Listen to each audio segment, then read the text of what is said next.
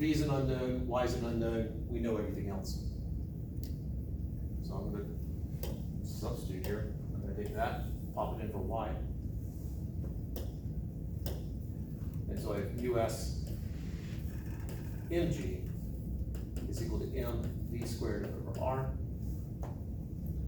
Now, I did not tell you the mass of the vehicle because we really don't need it. I got two terms here. They both have the same mass as a factor.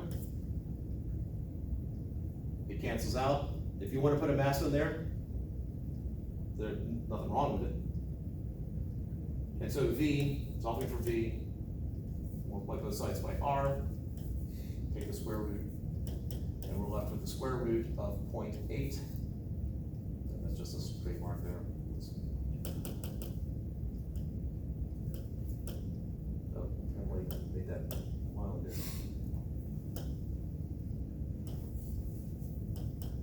Which is the square root of 0.8 times 100. Which is the square root of 80. Which is 8.9 something. Where did G go? You were right. There should be a G in there. I thought that number seemed awfully low there.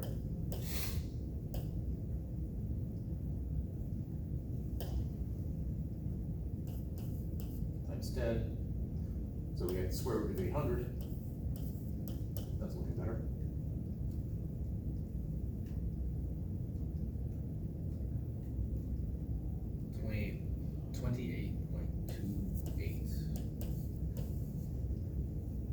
Units.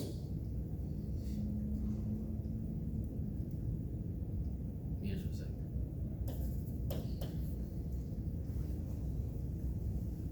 So about 60 miles an hour. So you exceed that and you will start to slide towards the outside.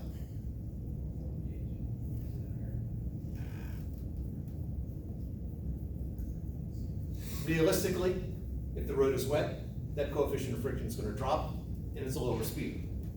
I think we all know that from experience, that the lower, if the road is slick, you have to take the curves a lot slower.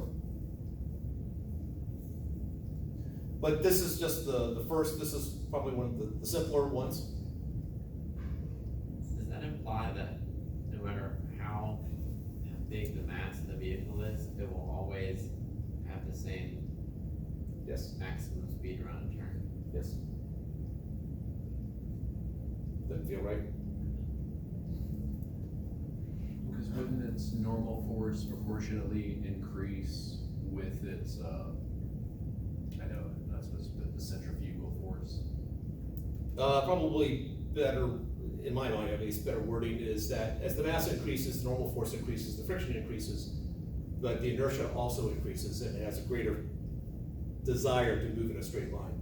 Oh, So that balances out. so the centrifugal force increases. Yeah, I just really hesitate to. The spirit of what you're saying, I agree with. The semantics, not so much.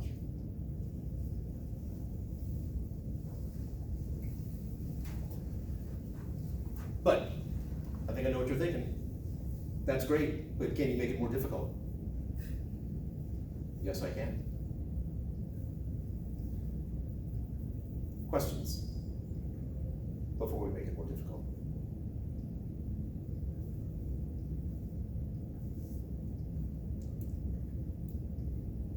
All right, nope. 1 second. Oh, you. All right. Thank you.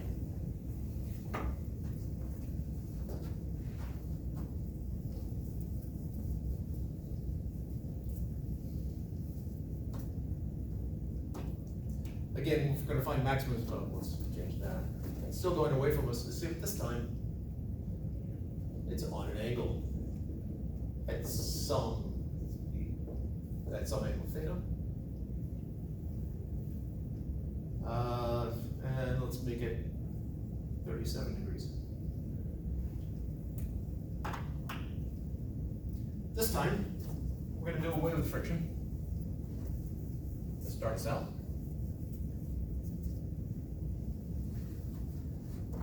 From an overhead point of view,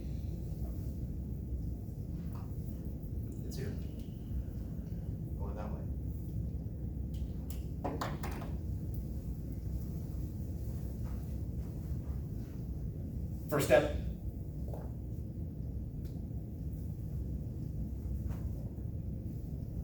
Force diagram. what are the forces acting on the car? Wait. Normal force, perpendicular to the surface. Anything else? Friction.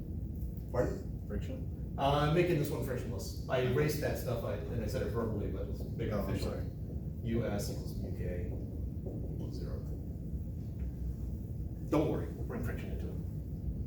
I know you were worried. All right, that's it. Do we know our radius? Pardon? Do we know our radius? Let's keep it the same as before, 100 meters. Mass, don't really need. Yeah, pretty sure. All right. Direction of acceleration. And this is where, in a typical class, half the people point the wrong direction. So you will either point the correct direction, or you will demonstrate what it looks like if someone points the wrong direction. Either way, it will be useful later. Towards the center of the circle, but also down. And that, thank you for demonstrating what the mistake looks like. You went too far. No. It's towards the center of the circle. Which way is the center of the circle?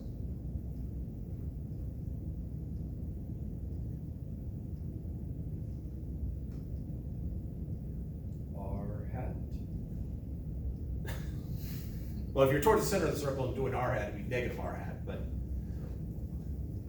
in which direction? When the car is in that position on the far left, which way is the center? Benjamin? This side. That way. It is not in that direction, it is in that direction. And that is critical. If you go in that direction, everything else is messed up.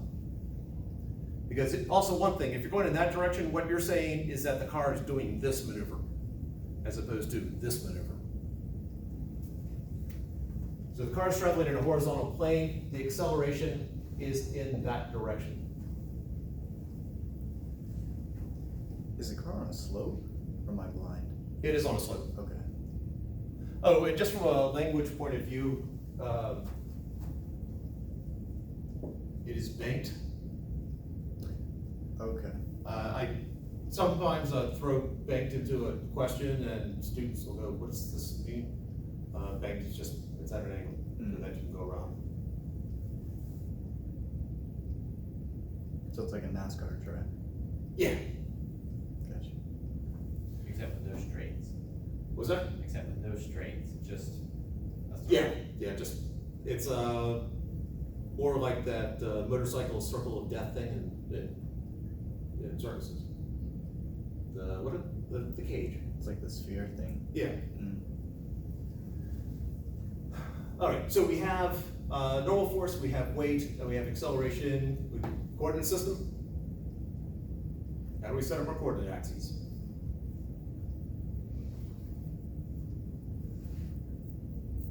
Which would be one of our directions, the I hat direction. I had in the same direction as acceleration. All right.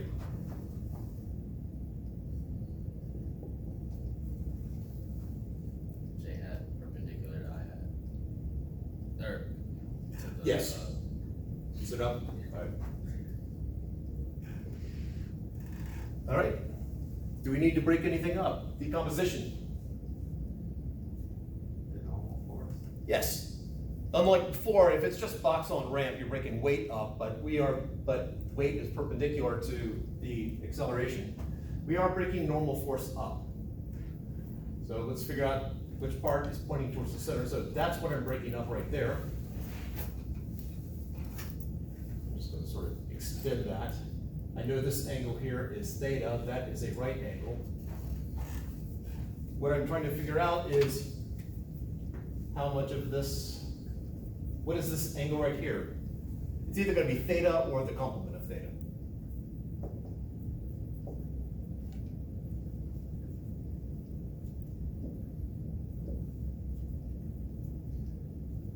So if I draw, that's the sort of level with the ground, and this is also level with the ground, what would this angle here be? Theta. So what is this angle right here? Theta. So what is this angle right here? Or theta prime. And so this angle up here? Theta. So the horizontal piece is opposite theta. So this will be y sine of theta, and this is y cosine of theta. So I'm taking my force diagram, I'm breaking it up in two. I got weight acting down. To the right, I got y sine theta, and up, I got y cosine theta.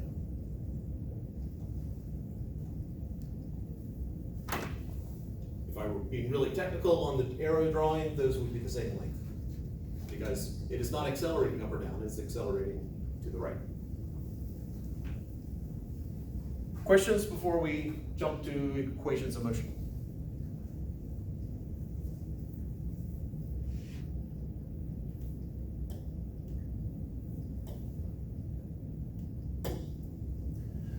All right.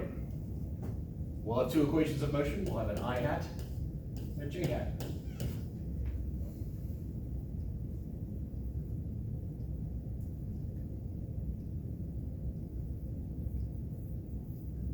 J hat would be y cosine theta minus weight equals mass times 0. And the I hat?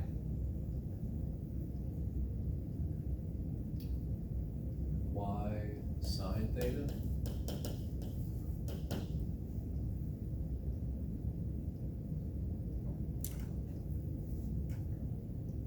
Did I get too soon?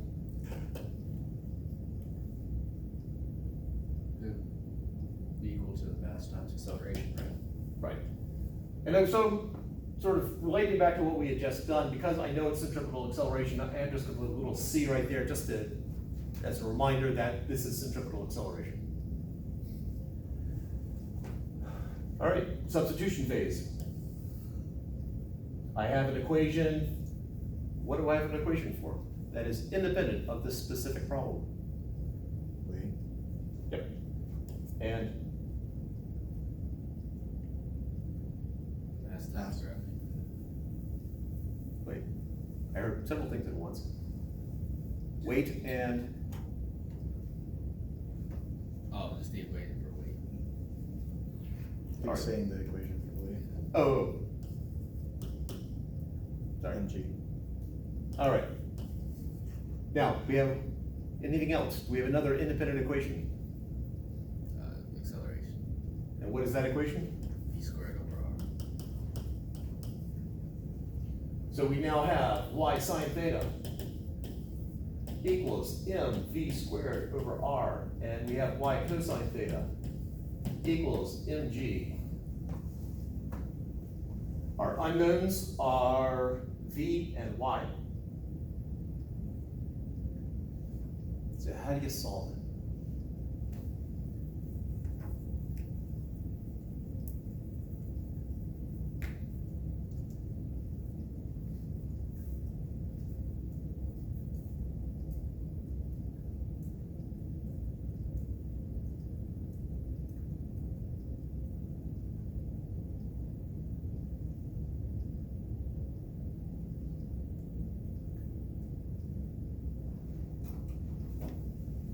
What are we solving for? We're solving for v.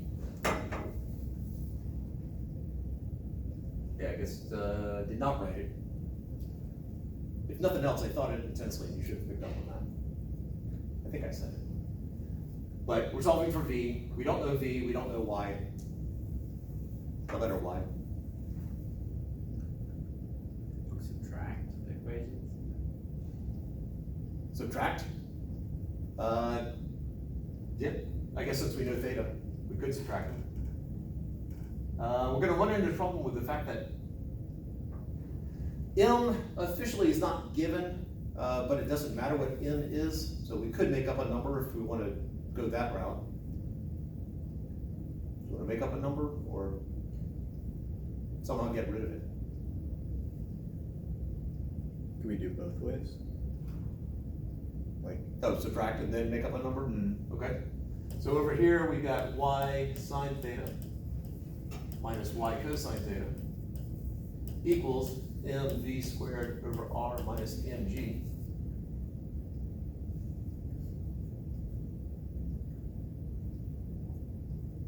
kilograms. I'm good to say one. Yeah, Or it's one like kilogram. I guess plug in numbers, oh, we can factor a y out, so we have y times sine, that's y times sine theta minus cosine theta is equal to, we're still gonna have an issue here though, because we don't know y or v, we still have two unknowns. So subtracting it does not help.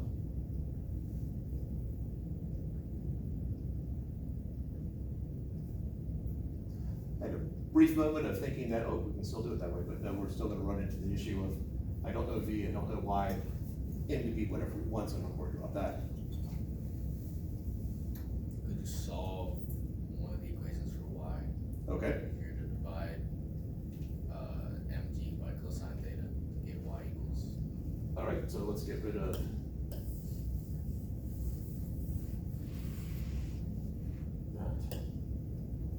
All right, so from this equation here, we get y is equal to mg over cosine theta.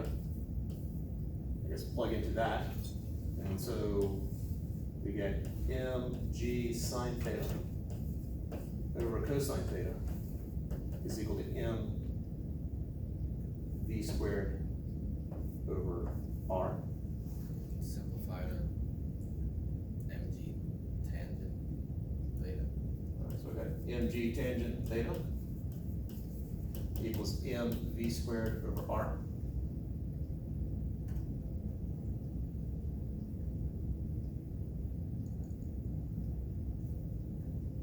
We're trying to find v.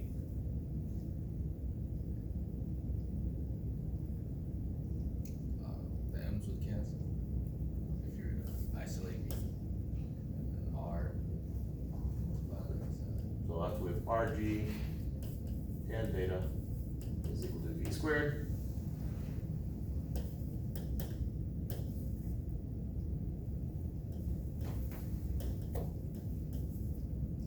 And so we have v is equal to square root of 100 times 10 times the tangent of 37 degrees.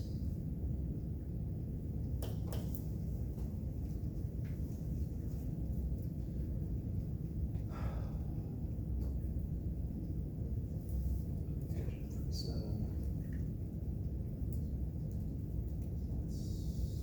Roughly the square root of 750,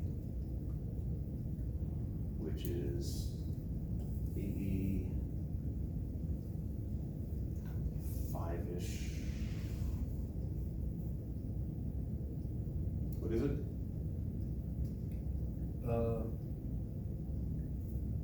You get 27. I got 27.45.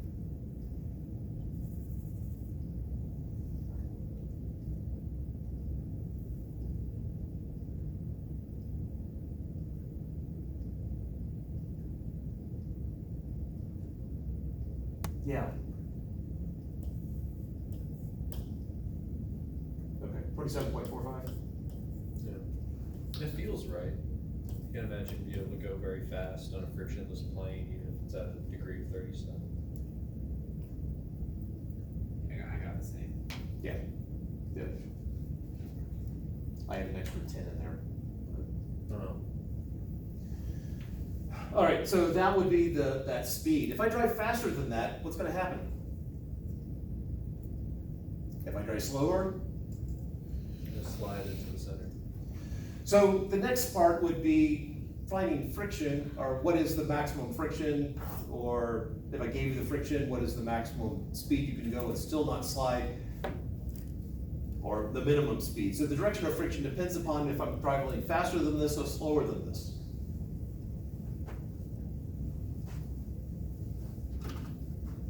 So let's do it.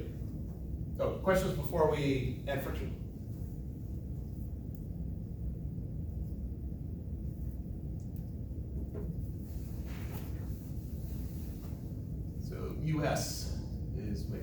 Kate.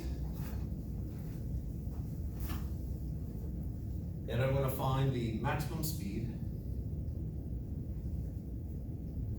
So the car does not slide.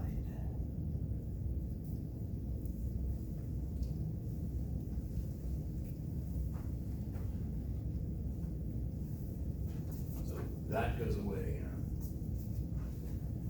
All right, so if I'm looking at a maximum speed, so I'm not gonna slide, that means I'm gonna be driving faster than that. So the car wants to slide to the top of the ramp. So which way is friction acting on the car? Towards the center. That way. Yeah, that position, yes. Remember that friction is parallel to the surfaces. So be kind of like that. Yeah.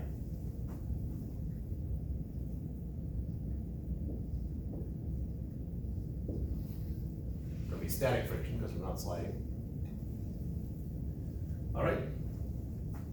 So when I break this up, if I've already broken one of them up, breaking up the other one is a whole lot simpler.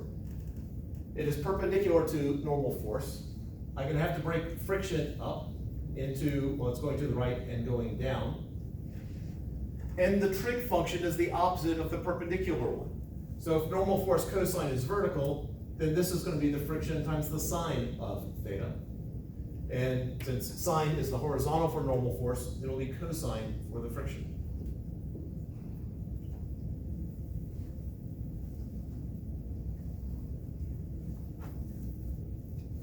If you needed to look at it slightly differently, got my ramp there, I know that friction is acting down the ramp, and that angle there is theta. Well, if I break it up, the horizontal